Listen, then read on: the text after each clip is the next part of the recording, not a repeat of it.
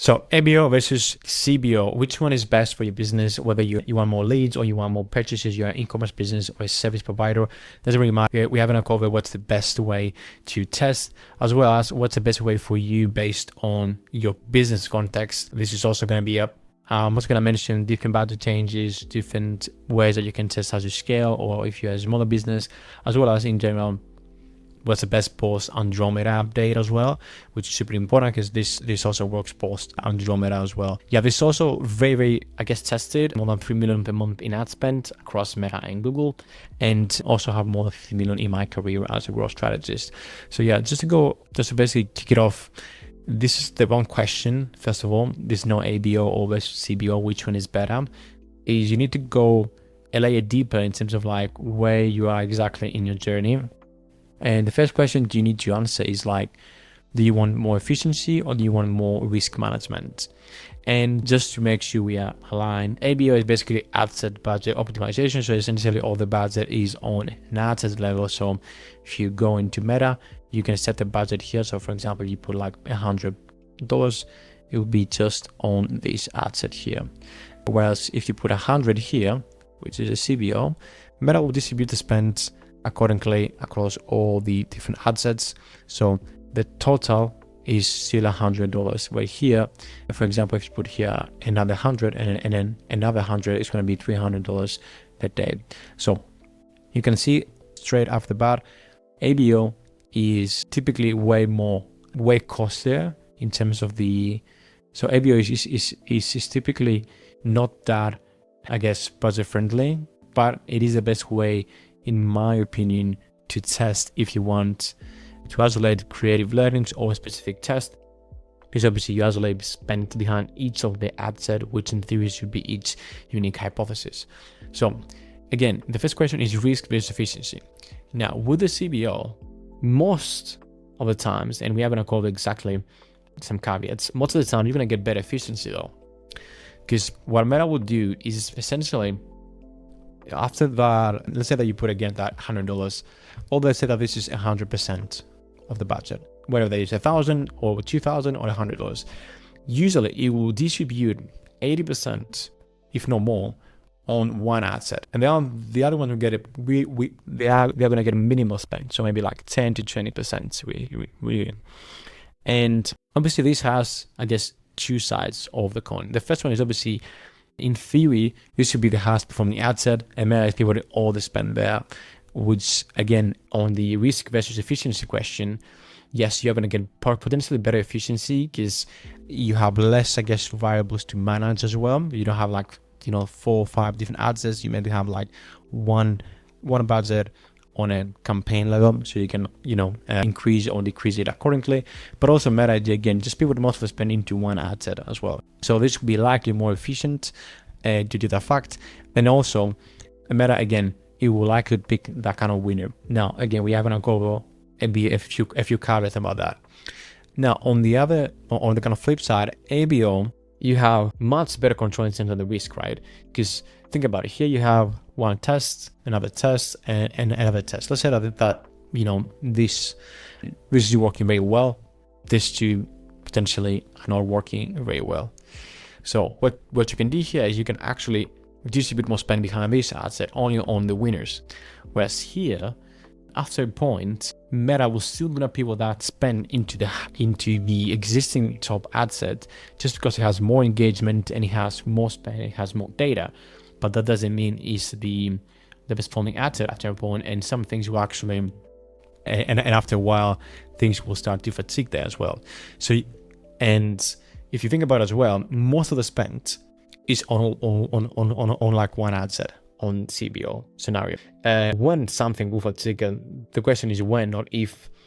You are at a very risky place in terms of like that budget allocation, because most of the spend is just behind one ad set, right? So with ABO, you get that risk management essentially, because you can then just, for example, if this didn't work, you can just cut it essentially. And if you do cut it, you can then just focus on the other ad sets. You can increase spend, again, like I said, on an ad set level, especially with like testing. And that's where you have better control, and you are creating essentially an environment that you can scale a bit more horizontally, or like have a bit more stability inside your campaigns, because obviously, again, you can control the budget, you can kill stuff, and you can be overall more efficient, and you can be overall less risky. Obviously, that comes with the price of, yes, it needs a bit more budget in general, ABO. So it's another risk versus efficiency question. I guess the TLDR here is, if you really want efficiency, you can start testing with CBO potentially. Maybe your mid-range brand, I would say, potentially spending like 20, 30K a month on Meta, and potentially one that efficiency, and potentially they don't even have that much creative. They try to, I guess, control the kind of profitability. CBO is your way there. Again, you have to sacrifice learnings with ABO. You get much better control in terms of that data and that kind of testing scenario and kind of hypothesis. So if you are a bit more established and you have a creative pipeline and you feel strong about, you really want to accelerate, I guess, the creative testing process as well, is going to be an ABO setup, hands down. And that's why I think most of the businesses, after they kind of surpass that kind of 50K mark, I'd say, in spend, or even earlier, to be honest, depending on like exactly what you want to, how, I guess, risk averse you are as well.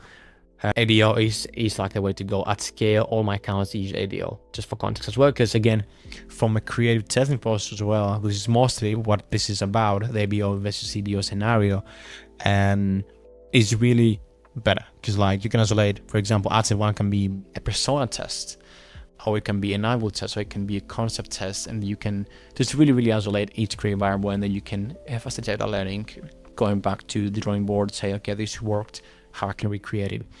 Because the other problem with the CBO is you can argue that, okay, this fatigues, and I'll just kill it. The problem with that is, obviously, then Meta will distribute the spend on another ad set. It's going to be the same kind of scenario. And two, the two caveats that I want to also mention on CBO, which potentially I wouldn't really use CBO, is if you don't have a lot of data for the event that you're optimizing. For example, it's going to be leads, or it can be purchases, or whatever there is, to be honest. Potentially, we are talking about these two now. If you don't have a lot of clear on regional data, maybe like a new account, maybe like a new brand or whatever, Meta typically will go after the highest engagement metrics.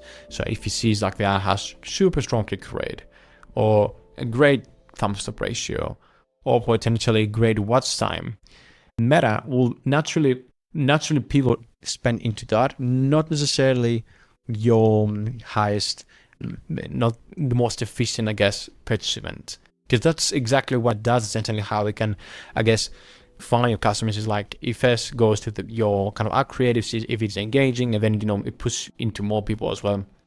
But when you don't have a lot of purchase data, it doesn't really know what exactly is a purchase to you, at least your kind of customer at scale.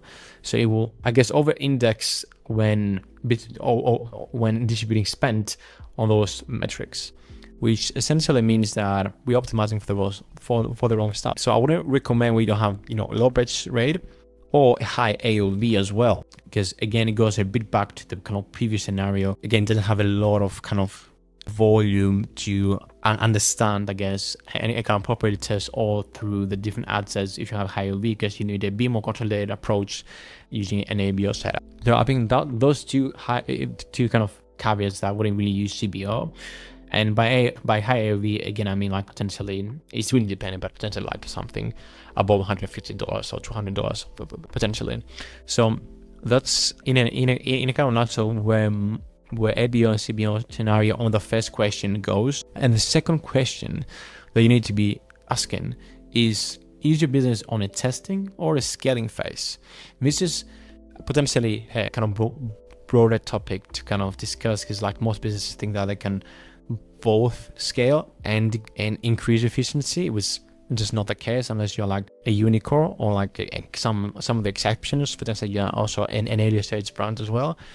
But usually there's going to be phases within a calendar year. So For example, November and October, potentially that can be a kind of a scaling phase where you are into the peak months. Or for example, January and February can be potentially like a more of a testing phase that you want to gather learnings, gather test results for, May, June to actually start scaling.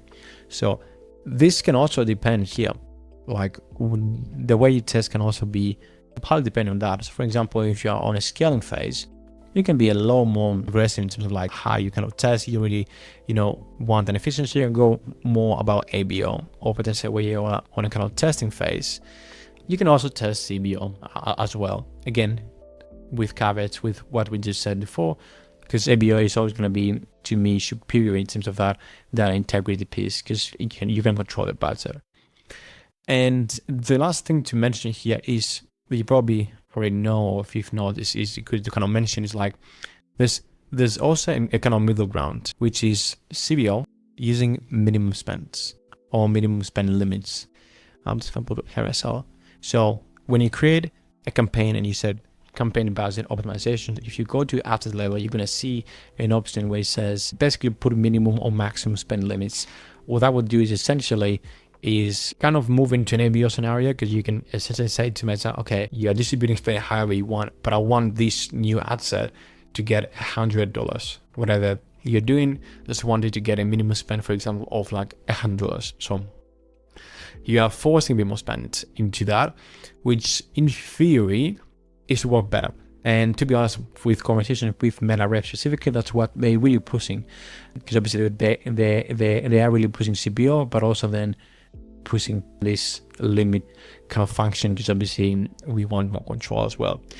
Now, the problem with that is I haven't really found this to be working. Obviously, that's why I mentioned it here for you to kind of test it, because it just feels like even if you put those, like for example, you launch, and this is another big problem of the CBO, if you have all the ads can go into an ad set, and then you say, okay, I'm going to add a lot more ad sets, a lot more creative, they're not going to get any spent.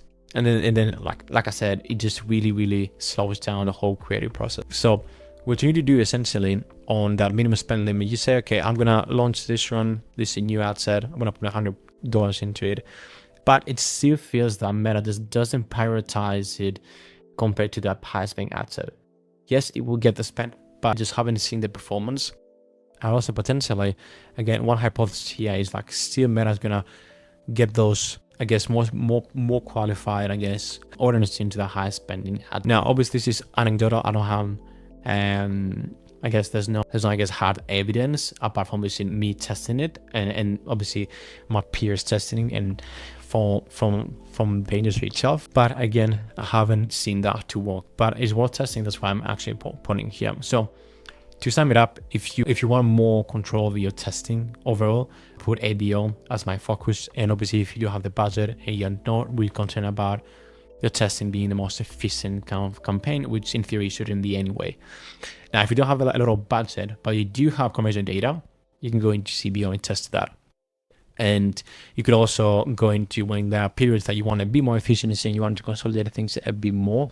So you can also use CBO there as well. So yeah, I hope that was helpful. And yeah, if you want more resources from my end, you can click the links below in the description, where you can actually work with me, or you can get some 100% free resource like that, so you can improve your bid ads performance. So thank you for watching this, and we'll see you in the next one.